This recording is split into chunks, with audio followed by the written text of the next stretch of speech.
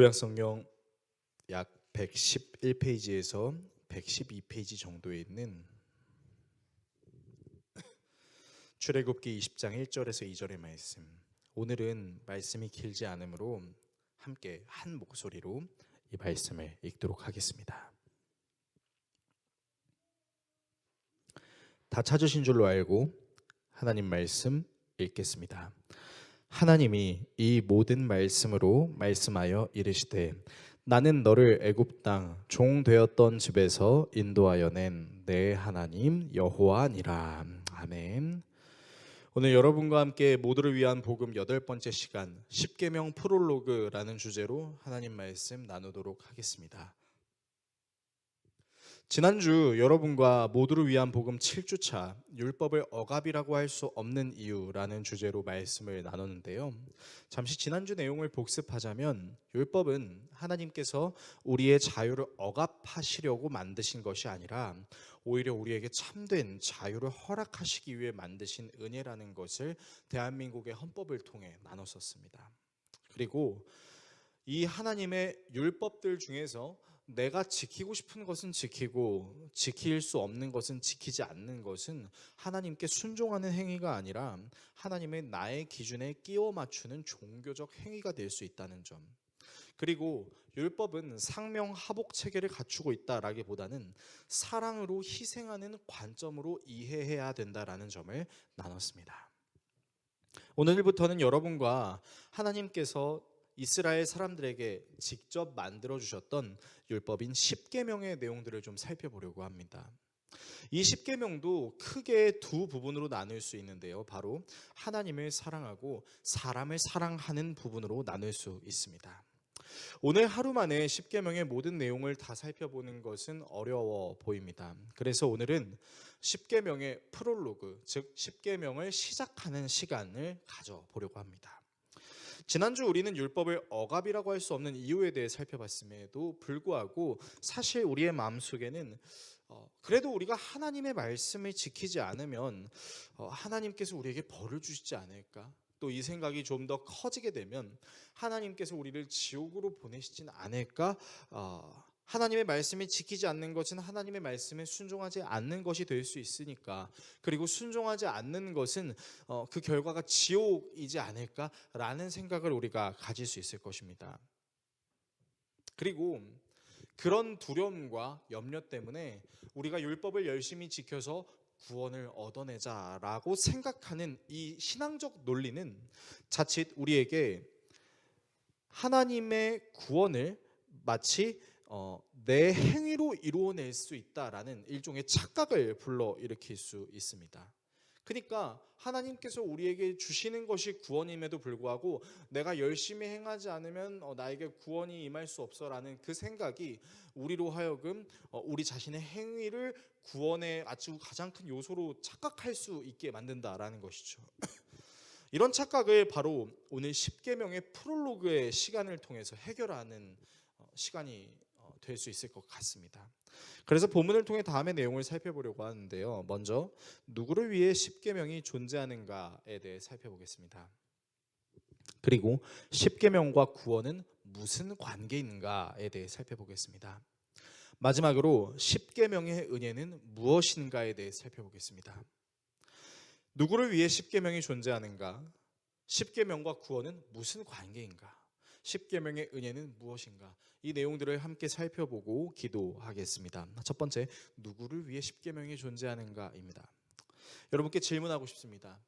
여러분들이 생각했을 때 십계명은 누구를 위해 존재하는 것이라고 생각하십니까? 아마도 성경을 읽어보신 분들은 이 십계명은 하나님께서 이스라엘 사람들에게 직접 만들어주신 계명임과 더불어 동시에 오늘을 사는 우리 역시 이 계명을 지켜야 하기 때문에 십계명은 인간에게 만들어진 하나님의 명령인 것처럼 보이고, 이 명령에 순종해야 한다는 의무감은 우리로 하여금 이 계명은 하나님을 위해 존재하는 걸 거야 라는 생각을 불러일으키기도 합니다. 자, 그렇다면 정말로 십계명은 하나님만을 위한 계명으로 존재하는 것일까요? 이 문제를 파악하기 위해 10계명을 좀 디테일하게 살펴보면 이 계명이 누구를 위해 존재하는지 알 수 있습니다. 먼저 10계명을 가장 최초로 받았을 사람이 누구인지를 한번 추측해 보는 시간을 가져보겠습니다. 여러분, 과연 10계명의 가장 최우선 수신자는 누구였을까요? 일단 우리는 4계명을 통해 10계명의 수신자에게는 자녀들이 있었다라는 것을 알 수 있습니다. 말씀을 보시면요, 너희나 너희의 아들이나 딸이나, 그리고 자녀들만 있는 것이 아니라 남종이나 여종, 집짐승도 있습니다. 그러니까 남종이나 여종을 부릴 수 있고 자기의 어떤 가축들도 있었다라는 것은 이 10계명의 최초 수신자는 자녀도 있고 어떤 재산을 꽤 괜찮은 재산들을 가지고 있는 사람이라고 할 수 있겠죠. 그리고 5계명을 통해서 추측할 수 있는 것은 이 사람은 부모님이 있었다라는 것이죠. 아마도 공경해야 될 부모님, 그러니까 어느 정도 나이가 지긋하신 모셔야 할 부모님이 있었다라는 것을 우리가 알 수 있습니다. 그리고 9계명을 통해 내 이웃에게 거짓 증거하지 말라라는 계명을 통해 아마도 이 계명의 수신자는 어떤 법적 효력을 일으킬 수 있는 사람이라는 것을 알 수 있습니다.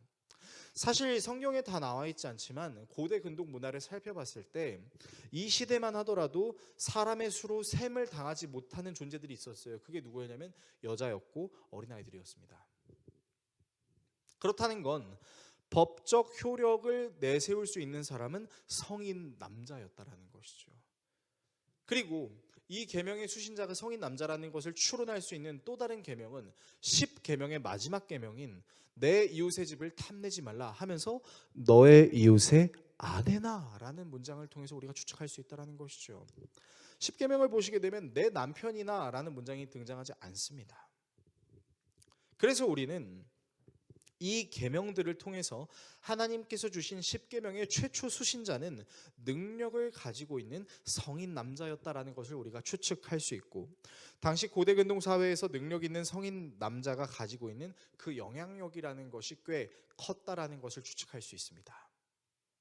그런데 하나님께서는 이 계명들을 통해 능력이 있는 성인 남자에게 뭐라고 말하고 있죠?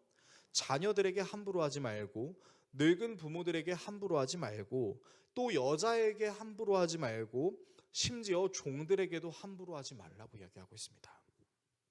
늙은 부모, 여자, 그리고 어린 사람들, 종들에게는 한 가지 공통점이 있습니다. 그것이 무엇일까요? 바로 능력이 있는 성인 남자에게 꼼짝도 할 수 없는 연약함이 있다라는 것이죠. 그런 사람들을 마치 보호하라는 듯이 주신 이 계명의 내용들을 통해서 우리가 확실하게 알 수 있는 것이 있습니다. 그것이 무엇이냐면요, 10계명은 하나님께서 인간을 부려먹으시기 위해서 만들어낸 어떤 강제 억압 장치가 아니라 도리어 괴롭힘을 당할 수 있는 인간을 보호하시기 위해 하나님께서 만들어주신 것이라는 것을 알 수 있다는 것이죠. 따라서 이런 내용들을 통해 우리가 확실하게 알 수 있는 것은요, 하나님께서 10계명을 만드신 이유는 하나님 자신을 위함이라기보다는, 그것만을 위함이라기보다는 연약한 인간을 사랑하시기 위해, 보호하시기 위해 만들었다라는 것을 우리는 알 수 있다라는 것입니다. 물론 어떤 분들은 이렇게 이야기할 수 있겠습니다. 목사님, 지금 목사님이 얘기한 내용들은 그 10계명의 하반부, 사람들에게 향해 있는 계명 아닌가요? 라고 말할 수 있겠죠. 하지만 앞으로 이제 우리가 10계명에 대한 내용들을 좀 자세히 살펴보게 될 텐데요, 여러분, 그 10계명의 내용들은 무조건 하나님만을 위하여 섬기라는 것이 아니라 1계명부터 4계명은 어떻게 하나님을 건강하게 섬길 수 있을지에 대해서 가이드해 주는 것이라는 것을 우리가 알 수 있게 될 것입니다. 그건 역시 어떤 차원에서는 사람이 하나님을 잘 섬길 수 있도록 사람을 위하여 하나님께서 만들어주신 계명이라고 할 수 있겠죠.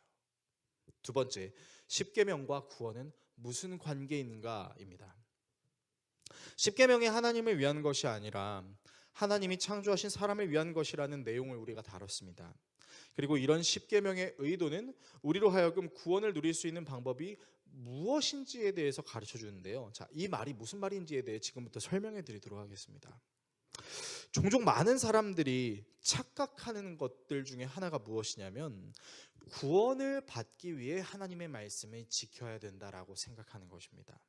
그러니까 쉽게 말하면 내가 형벌에 처하지 않기 위해서, 지옥에 가지 않기 위해서 하나님의 말씀을 지켜야 된다. 영원한 생명인 구원을 얻기 위해서는 하나님의 말씀을 잘 지켜야 된다라고 생각하는 것이지요. 자, 뭔가 틀린 말이 아니라 되게 맞는 말 같지 않습니까? 그런데 말입니다. 만약 이런 논리적 구조를 가지고 신앙생활을 하게 되면요, 우리에게 있어서 결국 구원은 어떻게 얻게 되는 거죠? 나의 행위로 쟁취하게 되는 것 아닌가요? 내가 잘해야, 내가 어떤 열매를 맺어야, 내가 어떤 성과를 거두어야 거기에 합당한 구원이 내게 임할 수 있다라고 해석할 수 있는 것 아닐까요? 그런데 우리는 은혜를 가리켜 뭐라고 얘기하죠? 찬양을 할 때도, 기도를 할 때도 모든 것이 하나님의 은혜라고 이야기합니다. 그리고 그 은혜라는 것은 무가치한 것이 아니라 감히 우리가 값을 매길 수 없는 무한하신 하나님의 가치를 의미하는 것이죠. 그러면 앞뒤가 안 맞지 않습니까? 입술로는 모든 것이 하나님의 은혜래요. 그런데 우리가 직접 삶을 살아가는 부분에 있어서는 내 행위로 구원을 이루어야 된다라고 하는 이 부분은 충돌이 일어날 수 있지 않겠습니까? 앞뒤가 맞지 않는 것처럼 느껴져요. 자, 그래서 우리는 하나님께서 최초로 이스라엘 사람들에게 주신 이 십계명이 어떻게 시작되고 있는지를 좀 주의 깊게 살펴볼 필요가 있는데요. 본문 1절에서 2절의 말씀을 화면을 통해 같이 읽겠습니다. 함께 읽습니다. 이 모든 말씀은 하나님이 하신 말씀이다. 나는 너희를 이집트 땅 종살이하던 집에서 이끌어낸 주 너희의 하나님이다. 자, 여러분 말씀을 보시면요. 자, 지금 하나님께서 이렇게 말씀하고 있지 않으십니다. 얘들아, 너희들이 나에게 순종하면 내가 너희들에게 구원을 주겠다라는 말로 이 십계명이 시작되고 있지 않습니다. 뭐라고 시작되고 있죠? 하나님이, 여러분이 읽으신 그대로 하나님이 어떤 분이신지를 하나님 자신이 소개하심으로 이 십계명이 시작되고 있다는 것이죠. 자, 그렇다면 하나님께서 지금 어떻게 자신을 소개하고 계시죠? 바로 430년, 약 430년 동안 이집트에서 종살이하고 있었던 그 이스라엘 사람들을 구원해낸 너희의 하나님이다 라고 얘기하고 계신 것이죠. 그러니까 이스라엘 사람들이 어떤 행위를 통해 하나님으로부터 구원을 받았다라는 것을 말씀하시는 것이 아니라 너희들이 이렇게 하면 구원을 받을 수 있어. 자, 지금부터 십계명을 잘 들어봐. 이렇게 말씀하고 계신 것이 아니라 이스라엘을 구원하시기로 작정하신 하나님 덕분에 이스라엘이 구원받았다라고 말하고 계신 것이죠. 자, 이런 은혜의 구조는 우리로 하여금 굉장히 중요한 한 가지 깨달음을 주는데요. 그것은 바로 이스라엘 사람들이 사랑을 받을 만했기 때문에 하나님께서 사랑하셨다라는 것이 아니라 그들이 어떤 상태에 있었든지 간에 하나님께서 그들을 사랑하시기로 작정하셨고 그 사랑하시기로 작정하신 것이 구원이라는 열매로 나타났고 구원을 받은 그들에게 하나님께서 계명을 주시는 이유는 구원 이렇게 해야만 너희들이 구원을 받을 수 있어가 아니라 이미 구원받은 너희들이 앞으로 구원받은 사람으로서 살아가기 위해서 이렇게 살아야 되라는 일종의 가이드라인을 주시기 위함이라는 것이죠. 그러니까 여러분 이스라엘 사람들이 이 계명을 받았을 때 떠올릴 수 있어야 되는 것이 무엇이냐면 이 계명을 지키면 구원받는다가 아니라 우리를 구원하신 하나님께서 우리에게 이런 것들을 요구하시는구나. 그러면 하나님께서 왜 이런 것들을 우리에게 요구하시는 걸까를 고민하는 것이죠. 아무런 대가도 없이 아무런 노력도 없이 나에게 사랑을 주시고 구원을 주신 하나님이 나에게 왜 그 사랑을 주셨지? 이 계명이 우리에게 요구하는 것이 무엇이지?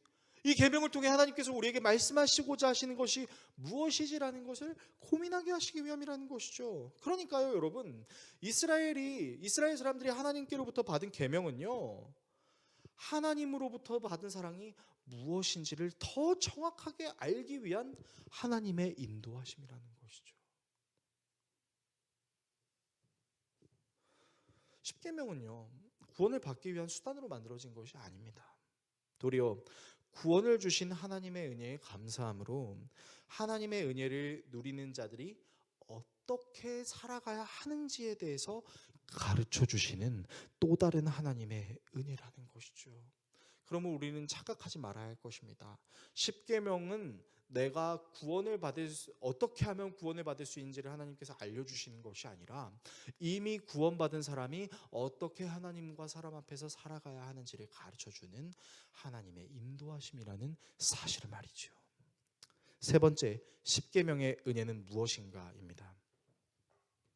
십계명은 이렇게 하나님께 노력하면 구원받을 수 있다라는 어떤 수단을 의미하는 것이 아니라 구원받은 사람들이 어떻게 살아야 하는지를 가르쳐 주시는 하나님의 은혜입니다. 값 없이 받은 은혜, 자격 없이 받은 은혜. 그래서 십계명은 더더욱 우리에게 은혜가 될 수 있습니다. 왜냐하면요, 이 은혜는 값 없이 자비하심으로 나를 위해 주신 하나님의 은혜라는 사실을 이 구절을 통해 더 절절히 알 수 있기 때문인데요. 오늘 우리가 읽은 본문에서 2절의 말씀만 다시 화면을 통해 같이 읽겠습니다. 나는 너희를 이집트 땅 종살이 하던 집에서 이끌어낸 주 너희의 하나님이다. 자, 여기서 제가 좀 의도적으로 너희의라는 부분을 빨간 표시를 해놨는데요. 이 너희의라는 표현에 여러분 잠시 주목해 주시기 바랍니다. 보통 우리는요, 나의, 너의, 우리의 라는 이 표현을요 아무에게나 쓰지는 않습니다. 예를 들어서 설명해 드리죠. 저는 우리나라 아이돌 중에 BTS라는 이 아이돌이 전 세계적으로 유명한 사람들이라는 것을 잘 알고 있습니다. 그리고 저는 이 BTS 멤버들을 이름만 알고 있고 사실 그 사람들을 만나본 적도 없고 그 사람들이랑 친목을 다져본 적도, 그 사람들이 이제 주관하는 행사에, 콘서트에 참여해 본 적도 없습니다. 자, 그런 제가 BTS를 너무나 사랑하는 팬클럽 아미에게 다가가서 이렇게 말을 한다고 한번 생각해 보겠습니다. 여러분, 제가 BTS 진을 좀 압니다. 제가 BTS 진이랑 밥도 먹고요, 차도 마시고요, 같이 놀기도 했어요. 제가 BTS 진 좀 알아요. 제가 이렇게 말하고 있는 걸 아미들이 본다면 여러분, 아미들이 저를 어떻게 생각할 것 같습니까? 여러분, 진성 팬들은 아이돌들이 누구랑 친한지도 다 알고 있습니다. 그러니까 제가 이렇게 얘기하면 아마 이렇게 생각하겠죠. 웬 정신 나간 사람이 정신 나간 소리 하고 있네. 뭔 소리 하는 거야? 헛소리 하고 있어. 정신 좀 차려 라고 얘기하지 않겠습니까? 자, 당사자인 BTS 진이 이 얘기를 한번 들었다고 가정해 보겠습니다. 여러분, BTS 진이 이 얘기를 들었으면 얼마나 어이가 없을까요? BTS 진 친구는 저를 몰라요. 제 이름도, 제 얼굴도, 제 직업도, 제 가족도 모릅니다.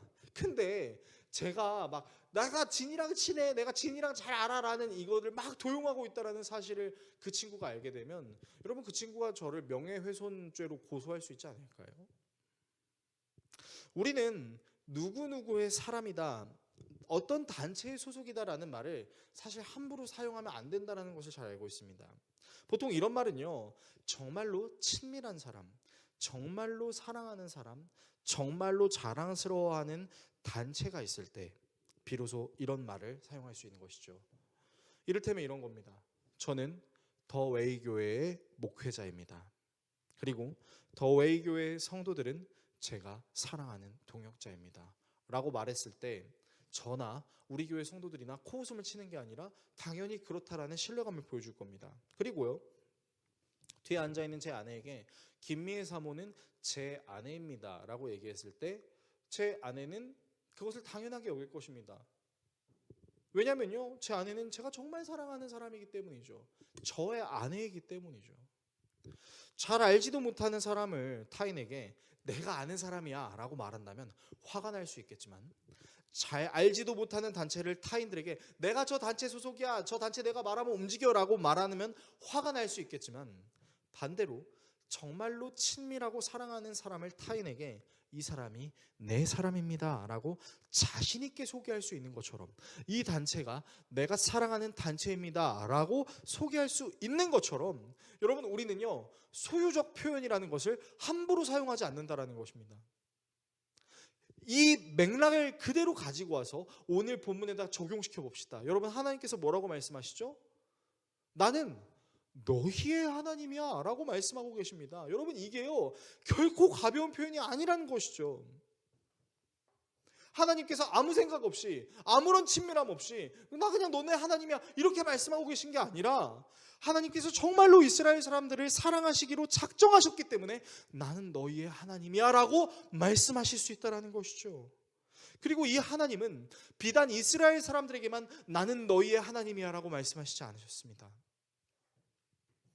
이스라엘뿐만 아니라 이 세상에 존재하는 모든 사람들을 사랑하시고 그들의 하나님이 되시기 위하여 자신의 사랑하는 아들을 이 땅으로 내려보내셨죠. 그리고 그 아들이 사람들에게 가르치는 구원이 궁금했던 바리새인 중에 니고데모라는 사람이 있었는데, 이 니고데모가 정말 구원이 궁금해서 사람들의 눈을 피해서 늦은 밤 예수님이 머무르시는 그 집을 찾아갑니다. 그리고 그 집에 가서 예수님께 묻죠. 예수님, 거듭남이라는 게 무엇입니까? 두 번째로 모태에서 태어나는 것을 거듭남이라고 하는 건가요? 구원이라고 하는 건가요? 라고 그렇게 질문하죠. 그리고 그런 니고데모에게 예수님께서는 자신이 이 땅으로 내려온 이유에 대해 이렇게 말씀하셨지요. 우리가 너무나 잘 알고 있는 요한복음 3장 16절에서 17절의 말씀이죠. 하나님께서 세상을 이처럼 사랑하셔서 외아들을 주셨으니 이는 그를 믿는 사람마다 멸망하지 않고 영생을 얻게 하려는 것이다. 하나님께서 아들을 세상에 보내신 것은 세상을 심판하시려는 것이 아니라 아들을 통하여 세상을 구원하시려는 것이다. 여러분, 예수님은요 몇몇 자기 말을 잘 듣는 사람만을 위해서 이 세상에 오신 게 아니었습니다. 예수님은 이 땅에 있는 모든 사람, 모든 세상을 구원하시기 위해 오셨죠. 여러분, 이 말을 다른 말로 하면 무슨 말이에요? 예수님은 우리 모두의, 전 세계적으로 모든 사람의 주님이 되시기 위하여 이 땅에 오셨다라는 것입니다. 사람들이 예수님의 비유를 잘 맞춰드리고 잘 해드려야 구원을 받을 수 있다는 것이 아니라 하나님이 모든 사람을 사랑하시기로 작정하신 것이기 때문에 예수님이 우리의 주인이 되실 수 있다는 말이죠. 그러므로 여러분, 십계명의 은혜는요, 하나님이 우리의 하나님이 되신다라는 사실입니다. 그냥 우리가 원하는 어떤 작은 소원들을 들어주는 그런 차원을 넘어서서 우리를 위해, 모든 사람을 위해 존재하시는 절대자가 하나님이라는 사실을 십계명은 우리에게 이야기하고 있고, 그것이 바로 우리에게 가장 필요한 은혜라는 것을 성경은 우리에게 말하고 있다는 것이죠. 설교를 정리하겠습니다. 사랑하는 성도 여러분, 오늘 우리가 함께 나눈 이 내용을 기억한다면 구원이라는 건 사실 우리의 행위에 달려있는 것이 아니라는 것을 명확하게 알 수 있을 것입니다. 아, 목사님, 우리의 행위가 없으니까 노력하지 말라고요? 그 말이 아니잖아요. 제가 말씀드렸잖아요. 십계명은 가이드라인이라고요. 하나님께서 우리에게 주신 사랑이 무엇인지를 알게 하시는, 그 사랑에서 흔들리지 않게 하시도록 우리를 가르치시는 가이드라인이라고요. 그러면 우리의 노력은 그 가이드라인을 기쁨으로 나아가는, 하나님의 은혜에 반응하는 아주 당연한 결과물인 것이죠. 그래서 구원은 우리의 행위에 달려있는 것이 아니라 하나님이 우리의 하나님이시기 때문에 누릴 수 있는 것임을 기억해야 된다는 것이죠. 하나님이 십계명을 주신 이유는 연약한 약자를 보호하시고 강한 자들이 교만하지 않게 하시기 위함이며, 이 십계명은 먼저 우리에게 주심으로 구원을 누리는 자들이 곁길로 빠져나가지 않도록 가르치시고 인도하시는 사랑임과 동시에 몇몇 사람을 위한 것이 아닌 우리 모두의 하나님이라는 것을 확정하시는 은혜라는 사실을 기억할 수 있어야 할 것입니다. 그리고 이런 하나님의 의도는 예수 그리스도를 통해 우리에게 드러납니다. 행위로 구원을 얻으려고 했던 착각에 빠져 하나님의 율법의 참된 의미를 모른 채 자기들의 열심만 주장했던 유대인들에게 참된 율법의 의미를 가르치시기 위해, 하나님께서 정말로 사람을 사랑하고 계신다는 것을 드러내시기 위해, 우리의 하나님이라는 사실을 알려주시기 위하여 우리의 모든 죄의 문제를 자기 자신에게 상달하시고 죽으신 이 땅에 오신 예수 그리스도, 그분을 우리가 알아가면 알아갈수록 우리에게 주어진 구원은 결코 우리의 행위나 주관으로 얻어지는 것이 아닌 우리를 사랑하시기로 작정하신 하나님의 은혜라는 사실을 깊이 깨달을 수 있을 것입니다. 그래서요, 복음은 다른 말로 모두를 위한 복음입니다. 우리가 올해 작정한 이 모두를 위한 복음이라는 주제에 걸맞게 여러분 복음은 몇몇 사람을 위한 것이 아니라 모두를 위한 것입니다. 저와 여러분과 우리와 또 우리를 넘어서 이 전 세계에 존재하는 모든 사람을 위한 복음이죠. 그러므로 우리는 나를 위한 복음, 너를 위한 복음, 우리를 위한 복음을 넘어서 우리 모두를 위한 은혜의 복음을 더 잘 알아가야 할 것입니다. 그리고 그것을 잘 알게 하시는 예수 그리스도께 한 걸음 더 나아가야 할 것입니다. 이 사실을 기억하시는 저와 여러분 모두가 될 수 있기를 예수 그리스도의 이름으로 축원합니다. 기도하겠습니다.